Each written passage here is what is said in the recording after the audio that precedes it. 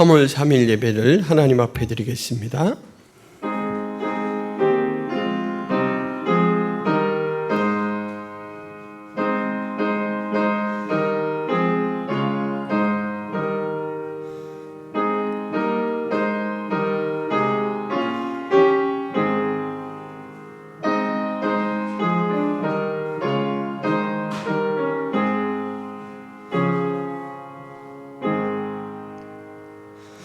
찬송 받으시기에 합당하신 하나님 아버지, 오늘도 주의 거룩한 백성들이 성령의 음성을 듣고 예배 자리에 나와 하나님 앞에 영광을 돌립니다. 저희 예배를 기쁘게 받아 주옵소서. 예수 그리스도의 이름으로 기도하옵나이다. 아멘.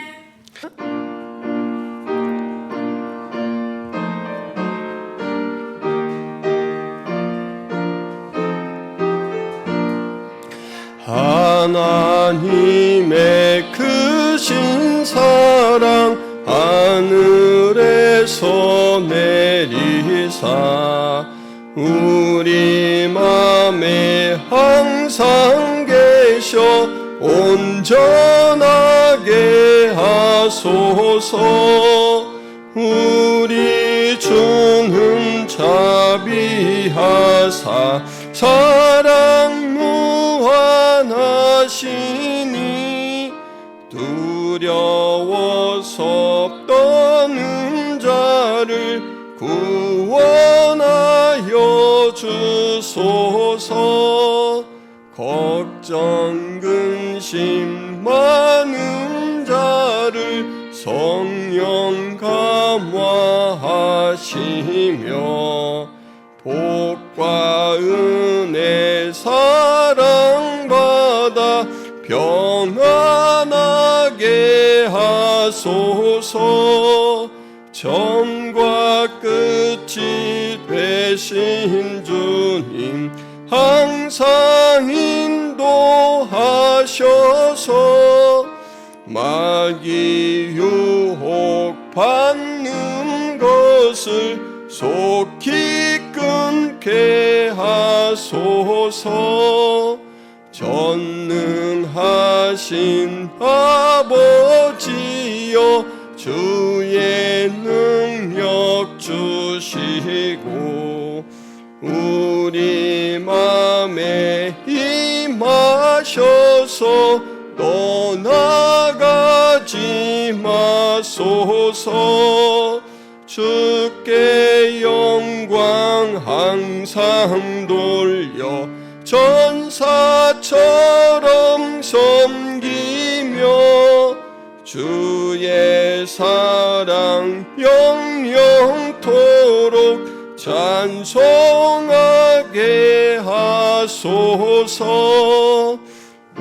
우리들이 거듭나서 의미 없게 하시고 주의 크신 구원받아 온전하게 하소서. 영광에서 영광으로 천국까지 이르러 크신 사랑 감격하여 경배하게 하소서. 아멘.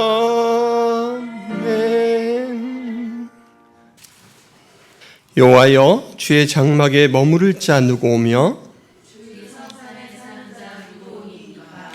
정직하게 행하며 공의를 실천하며 그의 혀로 남을 허물하지 아니하고 그의 이웃에게 악을 행하지 아니하며 그의 눈은 망령된 자를 멸시하며 그의 마음에 소원한 것은 해로울지라도 변하지 아니하며 뇌물을 받고 무지한 자를 해하지 아니하는 자이니 아멘. 전능하사 천지를 만드신 하나님 아버지를 내가 믿사오며 그 외아들 우리 주 예수 그리스도를 믿사오니 이는 성령으로 잉태하사 동정녀 마리아에게 나시고 본디오 빌라도에게 고난을 받으사 십자가에 못 박혀 죽으시고 장사한 지 사흘 만에 죽은 자 가운데서 다시 살아나시며 하늘에 오르사 전능하신 하나님 우편에 앉아 계시다가 저리로서 산자와 죽은 자를 심판하러 오시리라. 성령을 믿사오며 거룩한 공회와 성도가 서로 교통하는 곳과 죄를 사하여 주시는 곳과 몸이 다시 사는 곳과 영원히 사는 것을 믿사옵나이다. 아멘.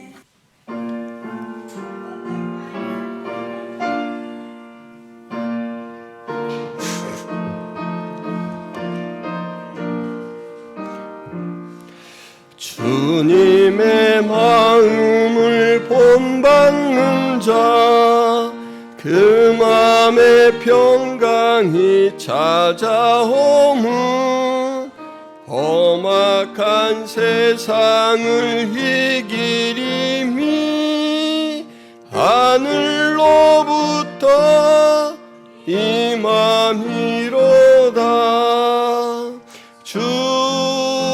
주님의 마음 본받아 살면서 그 거룩하심 나도 이루리. 주 모습 내 눈에 안 보이며 그 음성 내 귀에 안 들려도 내 영혼 날마다 주를 만나 신령한 말씀 늘 배우도다.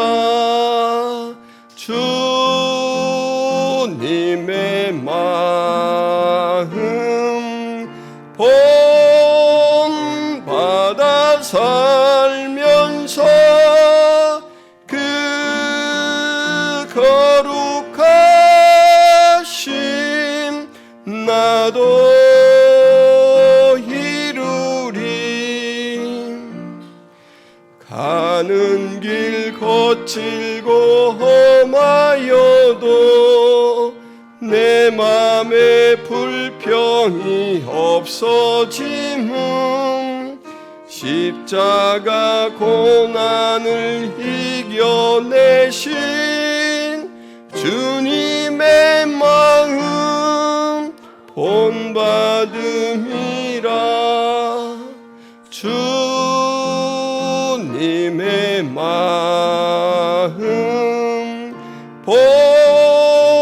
본받아 살면서 그 거룩하심 나도 이루리.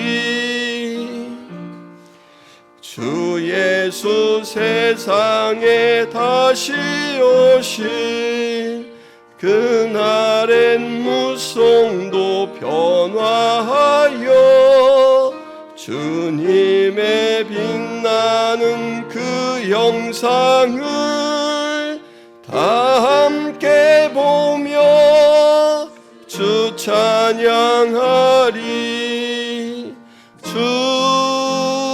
주님의 마음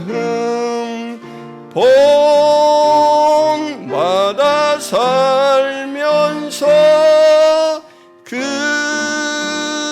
거룩하심 나도 이루리.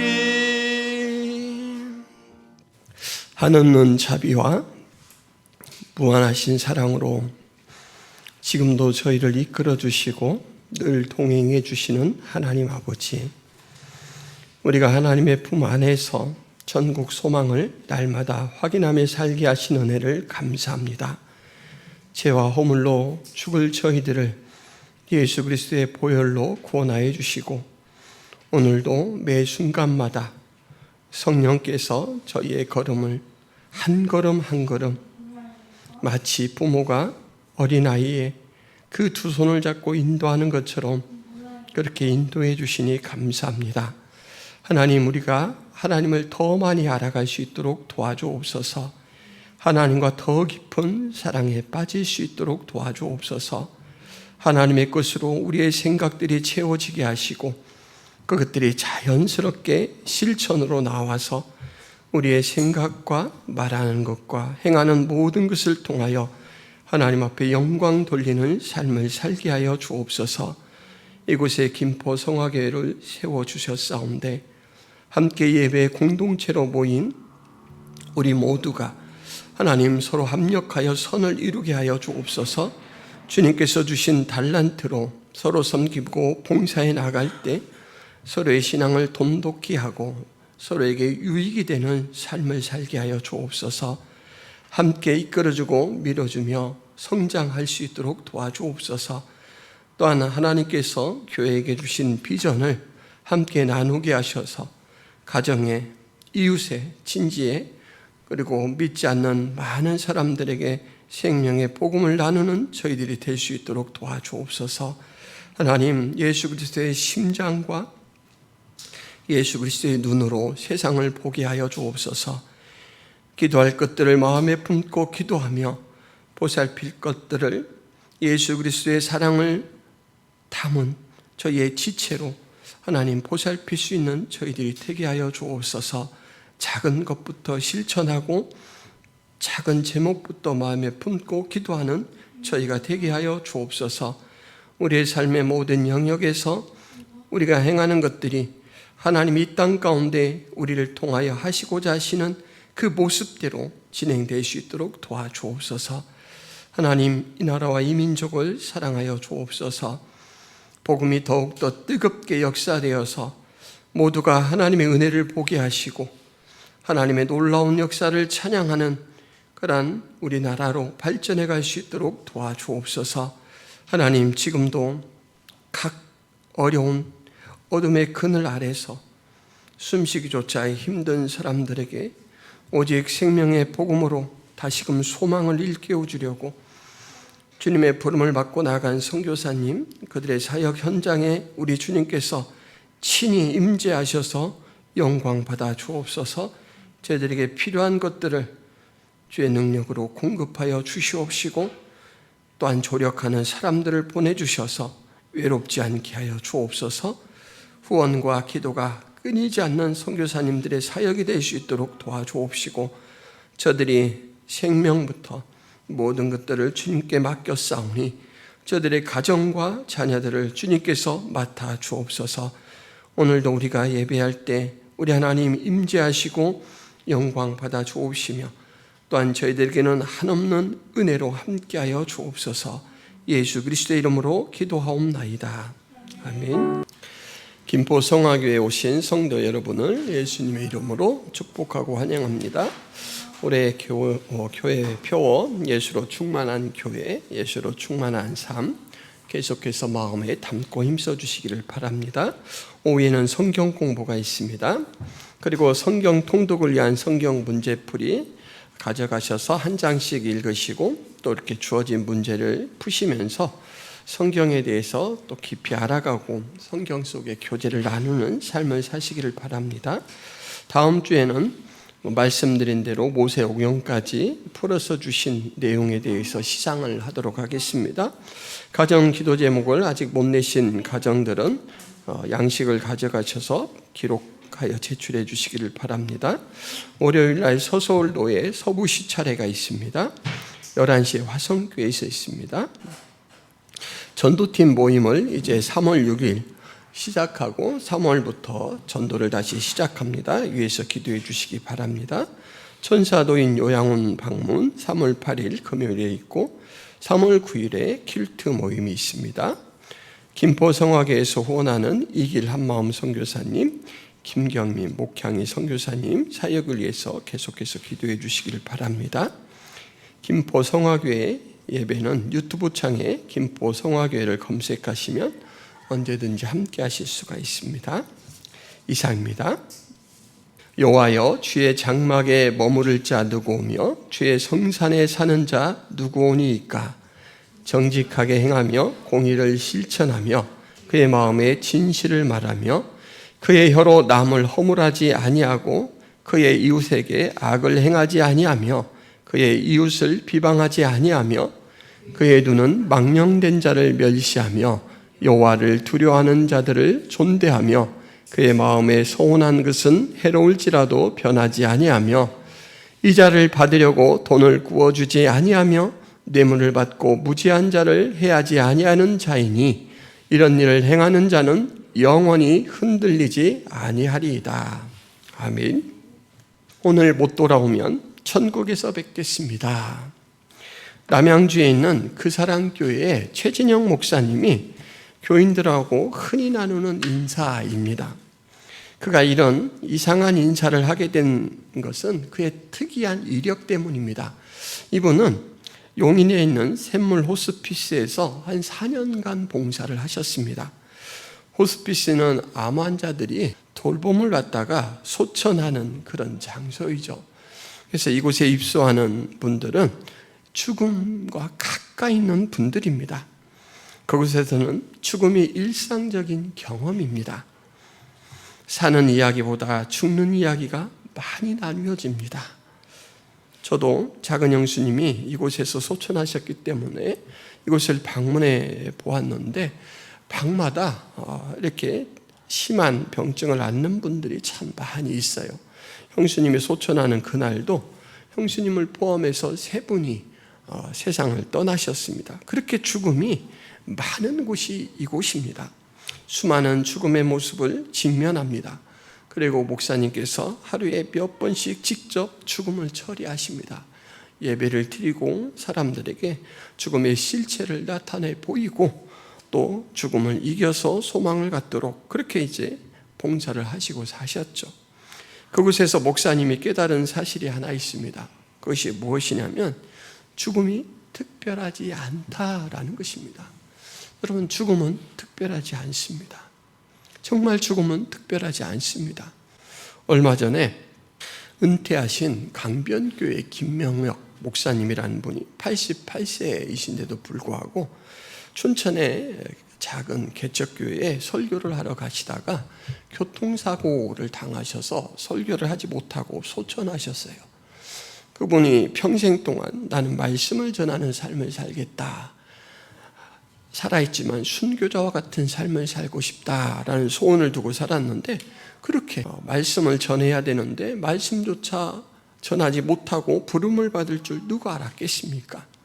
그런데 이 최진영 목사님은 이 샘물 호스피스에서 정말 죽음은 언제라도 누구에게나 찾아올 수 있다라는 것을 너무너무 절실히 깨달은 거예요.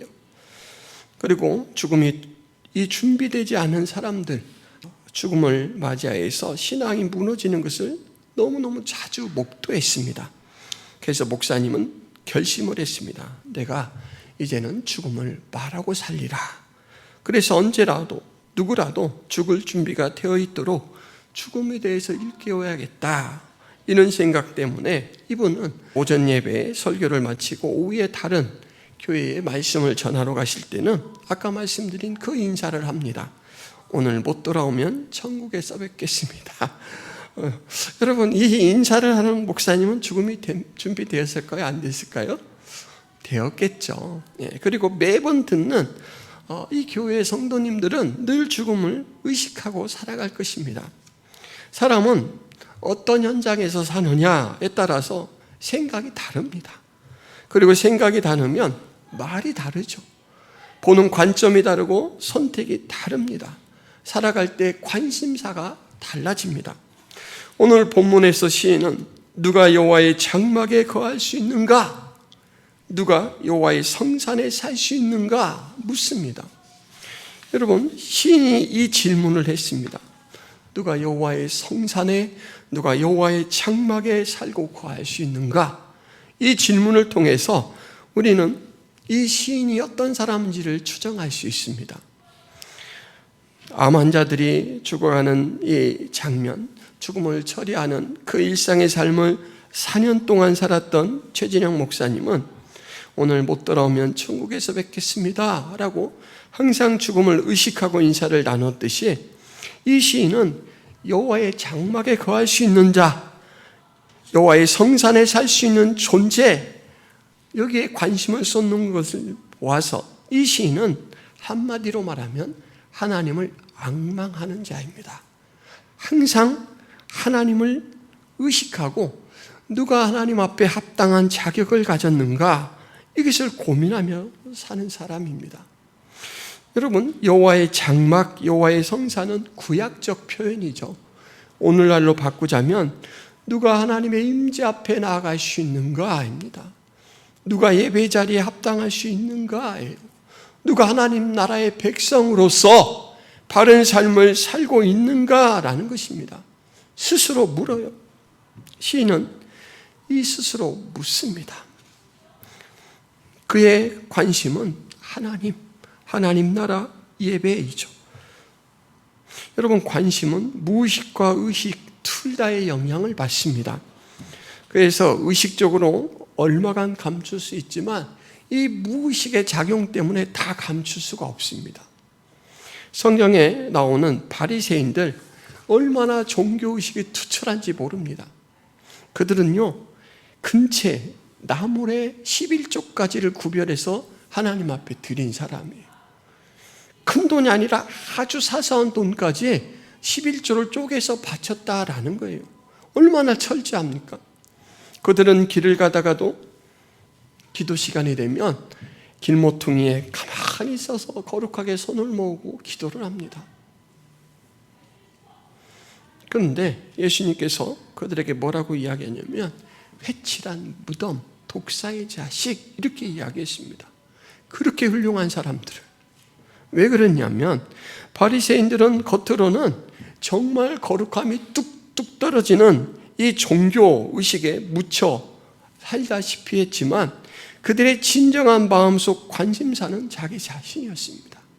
기도할 때도 내 이 모습으로 사람들이 나를 참 거룩한 사람으로 여기겠지? 이렇게 서서 태도도 아주 거룩한 모습으로, 그리고 기도도 아주 오랜 시간 이렇게 하는 사람들이었어요. 자신이 귀중히 여김을 받는 것에 관심이 있고, 자신이 높아지는 것에 관심이 있고, 칭찬받는 것, 선생으로 대접받는 것, 이것들이 이 바리새인들의 최고 관심사였습니다.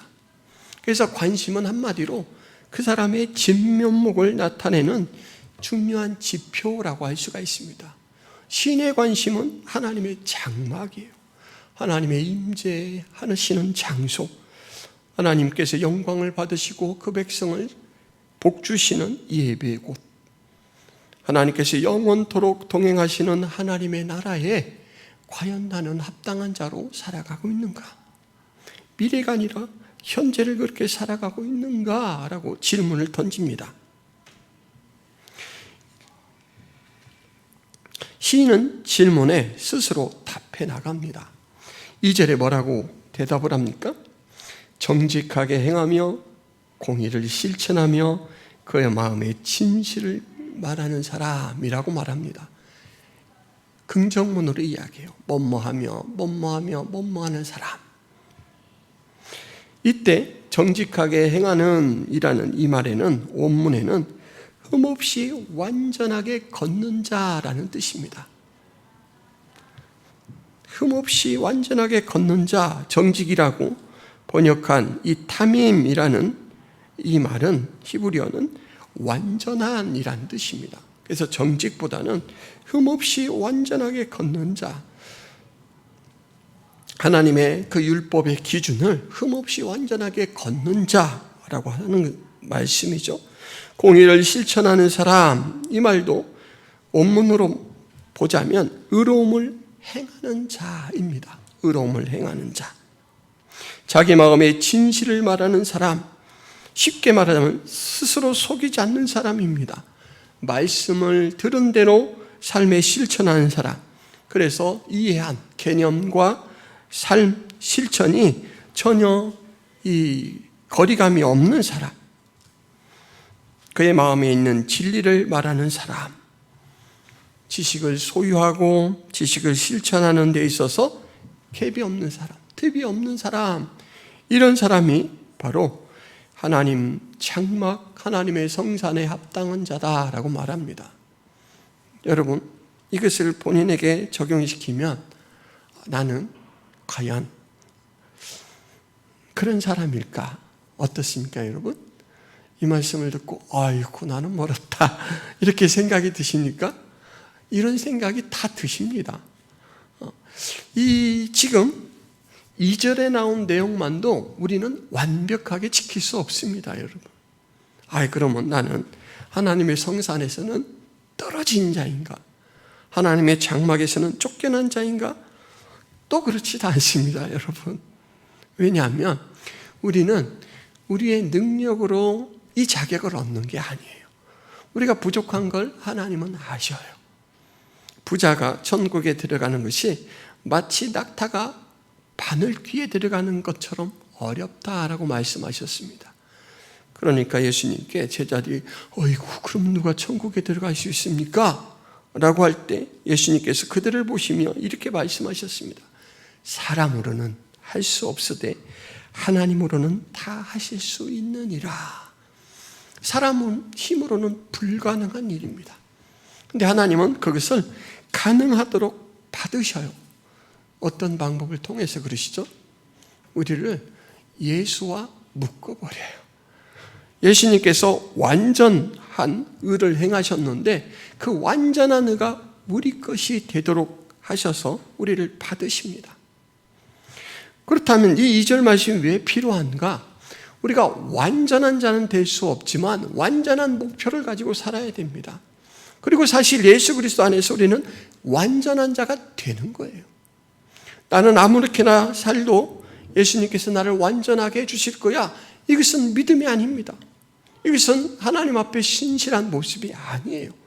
방향에 대해서는 일치를 시켜야 되죠. 하나님, 저의 부족함을 주의 능력으로 채워주옵소서. 저의 믿음 없음을 도와주옵소서. 라고 매일매일 자기 자신을 갈무리하는 삶을 살아야 그것이 성도의 삶입니다. 부족함은 인정하지만 포기하지 않는 삶. 나는 하나님의 것이다. 하나님이 만들어 가시는 선상에 있다라는 것을 항상 인지하고 사는 삶. 그래서 3절에서는 이웃에 대해서 이제 어떻게 해야 될까라는 부분 제시를 하는데 특별히 혀를 앞세웁니다. 그의 혀로 남을 허물하지 아니하고 그의 이웃에게 악을 행하지 아니하며 그의 이웃을 비방하지 아니하며. 이웃과의 관계에서 가장 크게 기능을 하는 것이 혀입니다. 혀. 관계를 맺는 데 있어서 혀만큼 탁월한 기능을 하는 게 없죠. 여러분, 혀로 인해서 상처를 받아보셨습니까? 여러분들이 사용하는 혀로 다른 사람들을 기쁘게 해보신 적이 있습니까?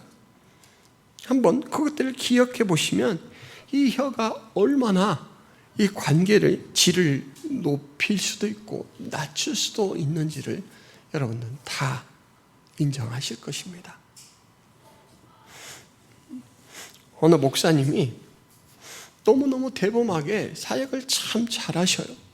그래서 그 옆에 친한 목사님이 자기는 어떤 일들 두려워하지 않고 그렇게 바쁜 중에도 힘든 중에도 남을 돌아보면서 어떻게 그렇게 일을 잘해? 그랬더니 목사님이 딱 한 가지를 알려드려요. 저는요, 아버지에게 사랑을 흡족하게 받고 자라서 그래요. 여러분, 이 초등학생 된 이 목사님에게 아버지께서 소를 판 돈을 아들아, 이거 우리 어떻게 써야 될까라고 의논을 해왔대요. 그러면 초등학생 아이가 뭐라고 대답을 할까요? 아빠 빵 먹고 싶으니까 빵 100만 원어치 살까요? 이럴 수도 있잖아요. 그런데 그 시도 자체가 아들은 자신을 되게 존중해 준다, 이렇게 생각한 거예요. 그래서 아버지에게 그런 존중을 받은 이 사람은 너무너무 자신에 대해서는 다 채워졌어요. 그래서 만족하고 살았어요. 사랑에 대해서.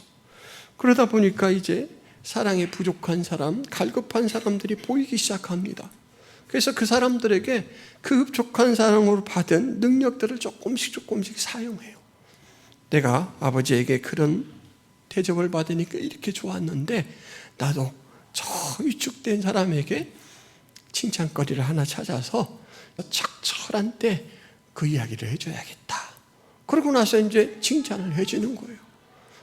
아무것도 자신에게는 뛰어난 것이 없다라고 생각했던 사람이 그 칭찬을 받고 다시 힘을 냅니다.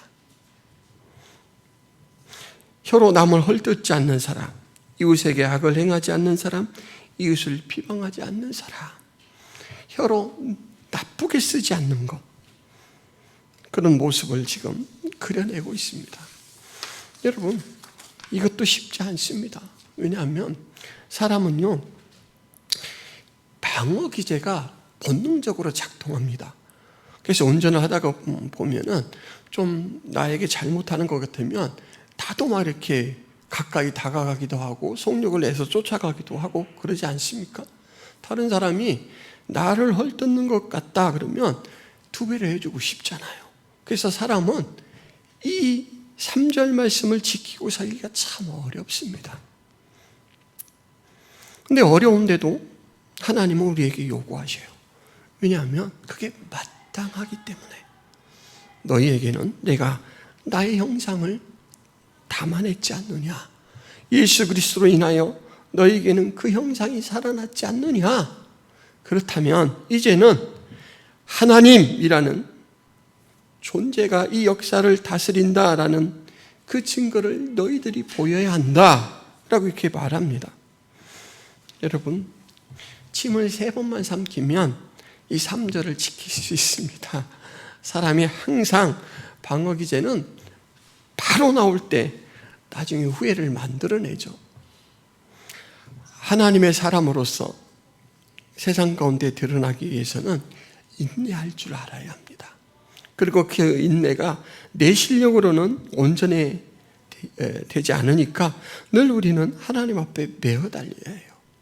4절 말씀에 보면 망령된 자와 여호와를 두려워하는 자, 두 가지 이제 성질의 사람에 대해서 어떻게 대해야 될까라는 부분을 이야기를 합니다. 망령된 자라는 것은 특별히 신앙과 관련된 표현입니다. 하나님을 업신여기는 자, 신앙에서 이탈된 자, 타락한 자, 악한 자를 뜻합니다. 그들에 대해서는 멸시하는 자예요. 멸시하는 삶을 살아라. 그들과 한편이 되지 말아라 라는 거죠. 그리고 다른 한편으로는 여호와를 두려워하는 자를 존대한다 라고 이렇게 제시를 합니다. 여호와를 경외하는 자를 존경하는 사람. 그래서 그 사람이 나에게 해주는 충고에 대해서는 정말 심사숙고해서 듣는 자세, 이것들을 유지하는 삶을 살아라 라는 것이죠. 손해를 보더라도 결심한 것을 지키는 사람, 이 두 집단에 대한 태도나 이 서원에 대한 이 말씀은 여러분 시편 1편 복 있는 사람의 모습과 참 너무너무 닮았습니다. 하나님이 기뻐하는 것을 기뻐하는 삶을 살고 하나님이 미워하는 것을 멀리하는 삶을 살아가는 그런 삶을 살아라 라고 하죠. 그런 사람이 하나님의 임재 가운데 나아가기에 합당하다라는 거죠. 5절 말씀에 보면 많은 이자를 받고 돈을 빌려주지 않는 사람, 히브리어로 이자는 네셰크라는 말인데 물어뜯다라는 동사에서 나왔습니다. 물어뜯다. 고대에 이 이자율이 엄청 높았다고 합니다. 바벨론에서는 33.3%, 그리고 아시리아에서는 50%에 육박했다라고 해요. 우리나라에서도 옛날에는 이자가 엄청 높았던 때가 있죠. 환곡이라는 말 아시죠? 곡식을 구워주고 나중에 받는데 그때 이자를 엄청 높이 받아서 사람들이 파산하게 됩니다. 그래서 노예가 되기도 하고 그러죠. 그러니까 어려울 때 어려운 공공에 처한 사람에게 조금 도와주고 나중에 배로, 그것도 2배도 아니고 막 몇 배로 이제 갈취를 해서 이득을 취하려고 하는 그런 일을 행치 마라라는 거죠. 남의 어려움을 통해서 너를 살찌우려고 하지 말아라라는 거죠. 뇌물을 받고 억울한 사람을 만들지 마라라고 합니다. 같은 같은 일이죠. 자기가 어떤 자격이나 신분에 있다고 해서 그것을 이용해서 다른 사람들이 억울함을 당하는 것을 눈 감고 이제 뇌물로 나를 살찌우지 말아라 라는 것입니다. 이 모든 충고가 10가지 정도 됩니다. 이렇게 10가지 정도 충고를 하고 나서 마지막 5절 말씀에 이렇게 이야기합니다. 이런 일을 행하는 자는, 그 다음에 여러분들이 한번 읽어보시겠습니다. 이런 일을 행하는 자는 흔들리지 아니하리라. 그런데 그 앞에 있는 수식어가 너무너무 중요합니다. 영원이에요. 영원한 진리 앞에 우리가 안전함을 얻을 수가 있습니다. 영원한 진리 앞에. 왜냐하면 하나님이 영원하시기 때문에. 이사야 26장 4절 말씀에 보면 너희는 여호와를 영원히 신뢰하라. 주 여호와는 영원한 반석이심이로다 라고 말합니다. 여호와의 율법을 준행하는 자, 그의 편에 서 있는 자에게는 하나님이 그의 방패가 되어주십니다. 그의 길이 되어주시고 그가 걸어가는 길에 빛이 되어주십니다. 오늘 이 10가지 항목은 어찌 보면 윤리적 항목 같은데 윤리를 초월하는 하나님 형상의 모습입니다.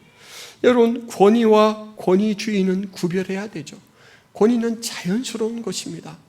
하나님이 모든 피조물을 위해 인간을 권위 있는 자로 세우셨어요. 그래서 만물을 다스리게 하셨죠. 권위는 높은 자, 우월한 자에게 하나님께서 주셔서 질서를 이루어가도록, 유지해 가도록 돌보도록 하는 거예요. 그래서 권위는 마땅합니다. 근데 권위주의는 아닙니다. 권위주의는 뭐든지 그 힘, 권위의 권력을 행해서 자기가 높아지거나 인정받거나 다른 사람을 이제 굴복시키거나 어떤 일들을 행하게 해서 그 우월의식을 느끼려고 하는 그런 자세입니다. 성경이 윤리와 연결되는 것은 당연합니다. 왜냐하면 사람은 이성적 존재이고 하나님의 형상을 닮아서 만들어졌기 때문에 지극히 윤리적입니다. 바른 길에 서 있다면. 그렇지만 그 윤리가 다라고 말하지는 않습니다. 그 윤리를 초월한 하나님이라는 존재 앞에 우리가 서 있기 때문이죠. 그래서 우리가 윤리를 한 3가지로 나눠볼 수 있지 않습니까? 개인 윤리, 집단 윤리, 보편 윤리. 이 신앙적 윤리는 보편 윤리예요. 하나님께서 세워주신 진리적 윤리입니다. 그런데 집단 윤리는 때로는 보편 윤리에 반하는 윤리가 될 수 있습니다. 예를 들면 일본 사람들이 독도는 우리 땅 이렇게 주장하는 건 어떻게 보면 일본 우익단체 사람들에게는 그게 당연한 거예요. 그게 윤리적인 모습으로 비춰질 수 있습니다. 그러나 보편 윤리에서는 그게 진리가 아니죠. 하나님께서는 우리에게 마치 윤리 교육하는 것 같은 모습이지만 윤리가 아닌 하나님 형상의 모습이어야 한다라고 그렇게 우리를 인도해 주십니다. 오늘 이 10가지 항목을 시인은 어떤 자세에서 고백하느냐, 여러분 이게 참 중요합니다. 1절 말씀에 보면 여호와여 주의 장막에 라고 말하고 있고 주의 성산에 라고 말하고 있습니다. 저는 하나님 앞에 종과 같은 모습으로 이 말씀, 하나님이 제시하시는 이 하나님 형상에 대해서 봤습니다. 묵상합니다 라는 거예요. 주인과 종이라는 관계 때문에 이것은 나에게 적극적으로 와닿는 사안이 됩니다. 사무엘상 2장 30절 말씀에 보면 이런 말씀이 있습니다. 다 읽지는 않고 제가 중간에 읽어드리면 나를 존중히 여기는 자를 내가 존중히 여기고 나를 멸시하는 자를 내가 경멸하리라. 하나님이 되게 인격적 표현을 썼습니다. 상호 소통의 문제로 관계를 말씀하셔요. 나를 존중히 여기는 자는 나도 그를 존중히 여기겠다. 나를 멸시하는 자는 나도 그를 멸시하겠다. 경멸. 이라고 표현하고 있습니다. 비슷한 표현을 예수님도 쓰셨죠. 사람들 앞에서 나를 시인하는 자는 아버지 앞에서 내가 그를 시인하리라, 그렇게 말씀하셨죠. 세대력교회의 양승헌 목사님이라는 분이 있고, 이분은 어린이 사역을 되게 중요시해서 파이디언 선교회라는 선교회를 여러 사람들과 함께 조직을 했습니다. 그리고 이 선교회에서 출판 사업도 병행했습니다.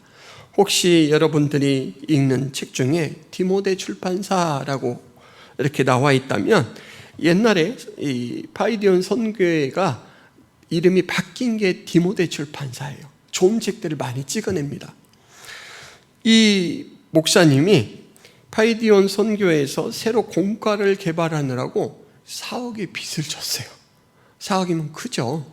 근데 이 4억의 빚을 졌는데 2,500만 원을 들여서 야베스의 기도라는 책을 발간했습니다.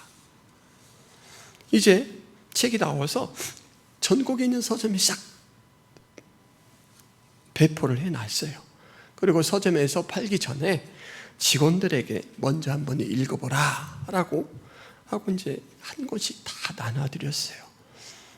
서울에서 인천으로 출퇴근하던 어떤 직원이 야베스의 책은 아주 얇아요. 글자도 커요. 그래서 마음 잡고 읽으면 한 2시간이면 싹 읽습니다. 근데 이분이 퇴근을 하면서 너무너무 재밌게 감명 깊게 읽으면서 막 밑줄을 쳤어요. 그러고는 이제 다음날 목사님을 찾아와서, 목사님 책 내용이 참 좋습니다. 읽어나갈수록 기도하고 싶은 도전이 생겨요. 그랬더니 목사님 너무 흡족해가지고, 왜냐하면 직원이 감명받았으니까 책이 잘 팔릴 거잖아요. 이제 빚도 갚겠다. 너무 기분이 좋아가지고, 그렇지요, 참 좋은 책이죠. 그런데요, 이 책의 표현이 여러 곳 잘못된 곳이 있어요. 그러면서 이제 이렇게 보여주는 거예요. 어디가 그래요? 깜짝 놀래가지고 보는데, 여기요, 하나님이 축복하셔서, 목사님 이 말은 맞지 않잖아요. 여러분, 축복이란 말은 빌축자예요. 그러니까 복을 빈다라는 말입니다. 하나님은 복을 주시는 분이지 복을 기원하는 분이 아니잖아요. 하나님이 복을 주시는 주체인데 왜 복을 빈다고 이렇게 표현해요? 이 책을 읽는 사람들이 하나님에 대해서 잘못 생각할 수도 있겠다라는 그런 마음이 듭니다. 양승헌 목사님이 이 말을 듣고 고민스러워요. 여러분, 이때 2,500만 원이면 목사님이 이제 지금의 가치로 환산할 때 6, 7천만 원 정도 된대요. 6, 7천만 원어치 책을 다 찍어냈고 서점까지 배포를 했는데, 일단 스톱, 파는 거는 잠깐 멈춰주세요. 그리고 고민을 하는 거예요. 하루 동안 꼬박 기도를 했다고 합니다. 하나님 앞에 타협의 카드를 슬쩍 내밀었어요. 하나님, 1판만 팔고, 이왕 나온 거니까 1판만 팔고 잘 수정해서 2판부터는 제대로 내면 어떨까요? 그런 생각이 들었대요. 내 기도에 최선을 다해 응답하시는 하나님인데, 그 하나님의 영광이 삭감되는 그 일을 과연 너는 하고 싶은가? 그리고 지금 당장은 이익이 될지 모르지만 내가 그렇게 배포한 책을 통해서 사람들의 인식 속에 박혀있는 그것은 어떻게 제거할 것인가, 어떻게 고칠 것인가 라는 데까지 생각이 드니까 그냥 등골이 오싹해지더래요. 그래서 기도를 하루 동안 끝내고 다음날 직원들에게 이렇게 이야기했대요. 우리 그거 다 쓸어버리죠. 이렇게 자른다는 얘기 아시죠? 썰어버린다. 그냥 폐기해버렸어요. 지금 돈으로 6, 7천만 원을 다시금 빚을 지게 되었습니다. 그런데 하나님은 인격적인 분이라고 했잖아요. 아까 말씀드렸잖아요. 인격적으로 응답을 하시는데 그 책에 대해서는 별로 재미를 못 봤어요. 그런데 다음 이 출판사에서 발간한 책이 있습니다. 여러분 혹시 들어보셨나요? 목적이 이끄는 삶 들어보셨죠? 이 책을 이 출판사에서 찍어냈는데 이 책이 너무너무 잘 팔리는 거예요. 그래서 4억의 빚을 갚았습니다. 거기에다가 돈이 너무 많아져가지고 60억 되는 사업체를 이 은행에서 빚을 조금 내서 구입하게 됐대요. 꼭 그때 책을 다 썰어버려서 하나님이 이렇게 돈을 많이 벌게 해주셨다, 이렇게 등식을 성립시킬 수는 없어요. 맞죠? 근데 하나님께서 하나님을 신뢰하고 하나님께 맡기고 나아가는 자의 삶을 그렇게 열어가시는 것은 분명합니다. 바로 다음 순간에 어떤 응답, 마치 하나님 앞에 기도로 베팅하거나 헌금으로 베팅해서 하나님 이렇게 축복해 주시겠죠? 이것은 바람직하지 않습니다.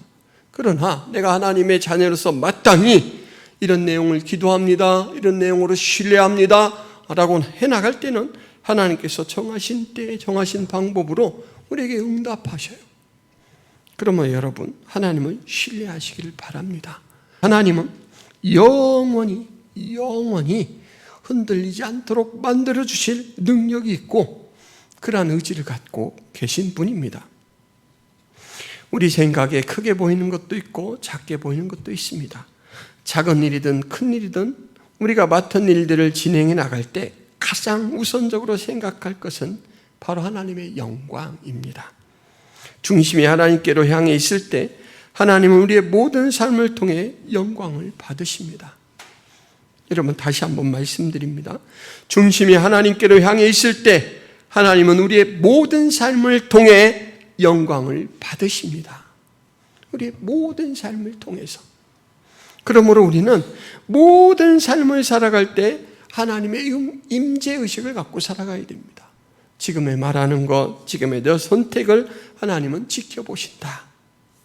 한국 사람들이 아주 집요한 집착을 하는 것이 하나 있습니다. 제가 보라카이로 신혼여행 갔다 왔는데요, 그곳 경치가 너무 좋아요. 그럼 한국 사람들이 뭐라고 대답하는지 아십니까? 그런데요, 그곳에서는 맛있는 게 뭐예요? 대둔산에 가면요, 정말 그 기암괴석으로 된 산이 너무너무 아름답고 거기서 올라가서 구름이 이 바위산 밑으로 흘러가는 것을 보면 그렇게 마음이 상쾌해요. 대둔산 아래 맛집은 어디예요? 한국 사람들의 기승전 맛집, 집요하대요. 여러분, 하나님의 사람은 뭐에 집요하고 집착을 할 수 있어야 되냐면 하나님의 영광입니다. 하나님의 영광. 하나님의 영광을 위해서 하는 모든 것들에 대해서는 하나님이 영원히 흔들리지 않도록 잡아놓는다라고 말씀하십니다. 영원의 나침판으로 항의하고 있는가? 하나님의 임재에 대해 환영하는가? 아니면 두려워하는가? 라는 것으로 여러분들을 돌아보시기를 바랍니다. 출애굽기 39장 30절 31절에 보면 그들이 또 순금으로 거룩한 패를 만들고 도장을 새김같이 그 위에 여호와께 성결이라 새기고 그 패를 정색끈으로 관 전면에 달았으니 여호와께서 모세에게 명령하신 대로 하였더라. 이 머리, 이게 관이라고 하잖아요. 그 머리 중앙에 여호와께 성결이라고 이렇게 적혀 있다라는 거예요. 그리스도인은 여호와께 성결이라는 것을 항상 분리시키지 말고 생각하고 삶을 그렇게 살아야 된다라는 것을 이것으로 보여주고 있는 모습입니다. 여러분, 시편 15편에서 시인의 가장 중요한 의도는 1절에 반영되어 있습니다. 여호와의 성산, 여호와의 장막은 존재한다. 하나님은 존재한다라는 거예요. 그걸 의식하고 살아가고 있는가라는 물음을 우리에게 던져주는 거예요. 시인이 제시한 10가지를 우리는 말씀을 통해서 100가지로 항목을 나눠볼 수도 있어요. 중요한 것은 여호와께서 너 예배를 받으시고자 하신다. 여호와께서 너의 삶에 임재하고자 하신다. 여호와께서 하나님의 나라를 너에게 소유케 하려고 하신다. 너는 그에 합당한 삶을 살아가고 있는가?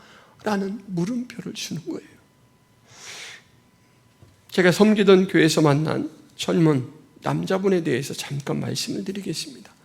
이분은요, 가정에서 남편이고 한 아이의 아빠예요. 성실한 회사원입니다.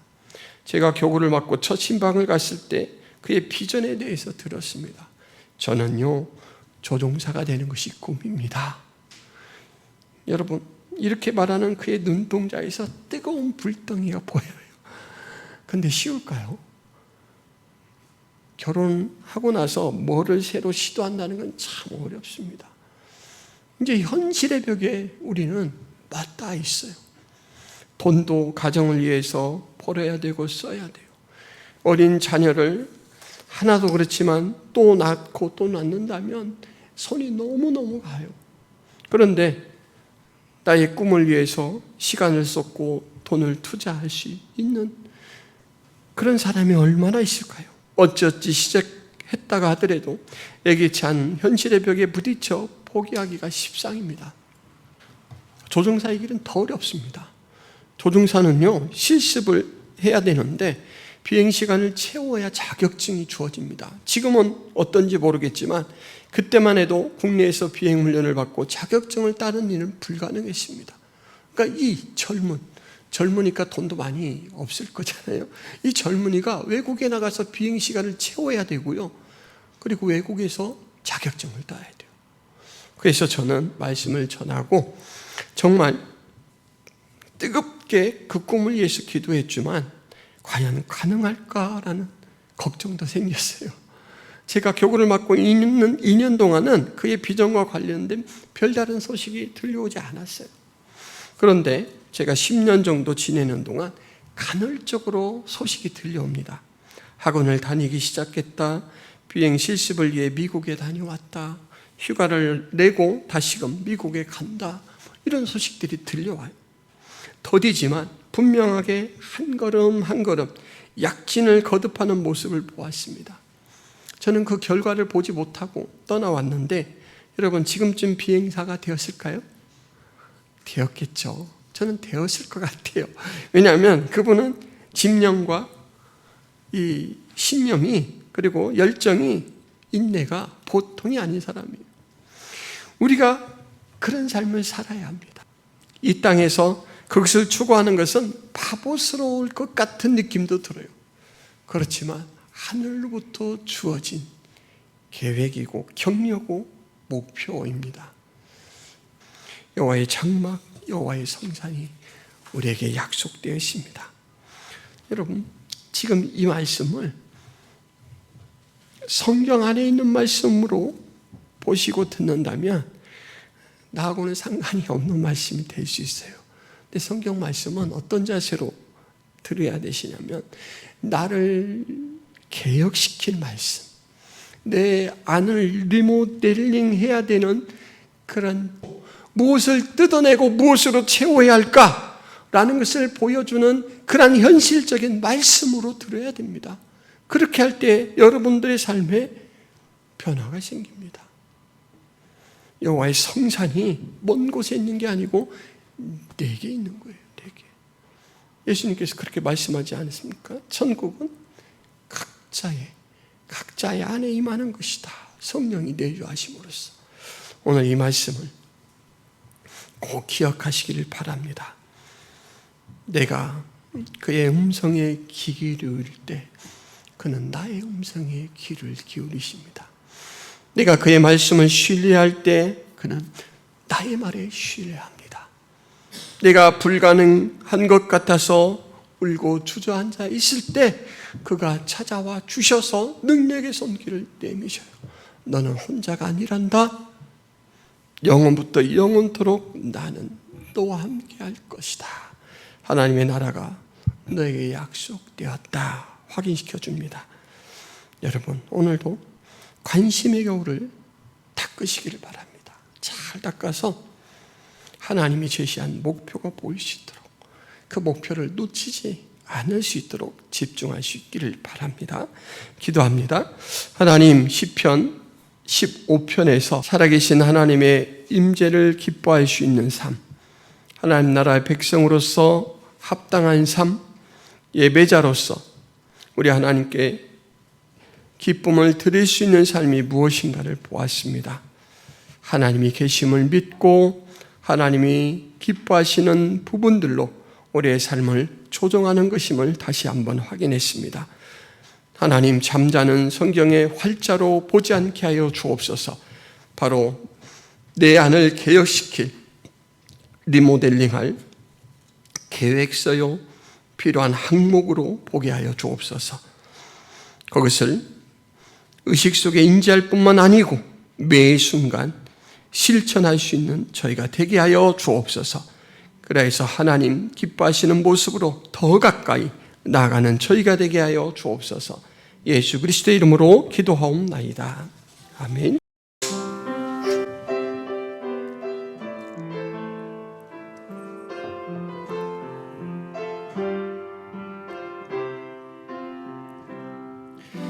주님 다시 오실 때까지 나는 이 길을 가리라. 좁은 문, 좁은 길, 나의 십자가 지고 나의 가는 이 길 끝에서 나는 주님을 보리라. 영광의 내 주님 나를 맞아주시리. 주님 다시 오실 때까지 나는 일어나 달려가리라. 주의 영광 온 땅 덮을 때 나는 일어나 노래하리. 내 사모하는 주님 온 세상 구주시라. 내 사모하는 주님 영광의 왕이시라. 내 사모하는 주님 온 세상 구주시라. 내 사모하는 주님 영광의 왕이시라. 하나님, 헌금을 구별하여 주 앞에 드립니다. 나의 생명도 나의 소유도 내게 주신 가족도 친구도 모든 여건도 다 주의 은혜로 비롯되었다라는 것을 부족하지만 구별하여 드리는 믿음으로 고백하오니 우리 하나님 영광 받아 주옵소서. 청지기의 마음으로 항상 감사함으로 받고 사용할 때 주님의 영광을 위해 하나님 분배하고 나누는 삶을 살아갈 수 있도록 도와주옵시고 그러한 저희들의 마음과 손길을 축복하여 주옵소서. 이제는 예수 그리스도의 은혜와 하나님 아버지의 크신 사랑과 성령 하나님의 감화 교통의 역사가 김포성악의 모든 성도들 머리 위에 하나님 백성들 머리 위에 이제부터 영원토록 함께 있을지어다. 아멘.